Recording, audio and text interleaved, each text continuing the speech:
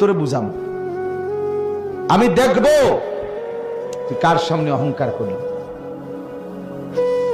আল্লাহ আমাদেরকে মাফ করে দেন। এতগুলো কথা বলার এবার উদ্দেশ্য কি?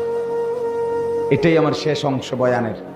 এতগুলো কথা বলার উদ্দেশ্য হলো যুবক, বাপ, মুরব্বী, পর্দার আড়ালের মা বোন, সবার কাছে অনুরোধ, নিজের জীবন গুনার উপরে জমিয়ে রাখা ঠিক না। আর এটা যদি আপনি বুঝেন, বিবেক যদি জাগে, এক বিন্দু অনুশোচনা অনুভূতি যদি জাগে, তো নিজেকে বদলানোর চেষ্টা করেন।